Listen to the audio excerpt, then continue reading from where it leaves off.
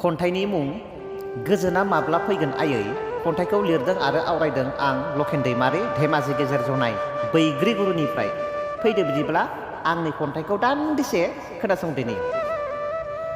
गोजोना माब्ला फैगोन आयै बेसेबांबा गोबाव जाबाय आयै बर'नि अखोराङाव दाबोनो सोरां अखाफोरखौ नुनो मोनैया, खालि दाखा जोमैजोंल' होथेजानाय।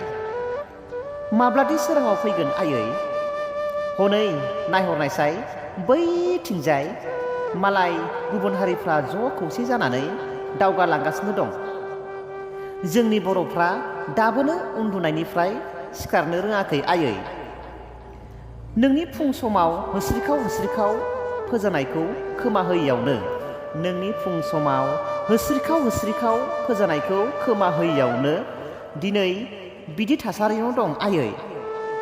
जों दा गावनि हायावनो, जों दा गावनि जायगायावनो रैखाथि गैया आयै, रैखाथि गैया। आं मा खालामनो दे नोंनो बुं आयै। पलिटिकेल राजनितिकआवबो जों बर'फ्रा खाख्रबजाना दोनजानाय उदां नङा। बिदिब्ला गोजोना माब्ला फैगोन आयै, माब्ला फैगोन? गोजोन्थों आंगो लोगोफोर, आंनि खन्थाइ आवरायनाया बेखिनियावनो जोब्बाय।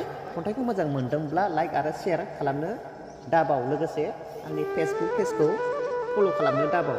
गोजोन्थों।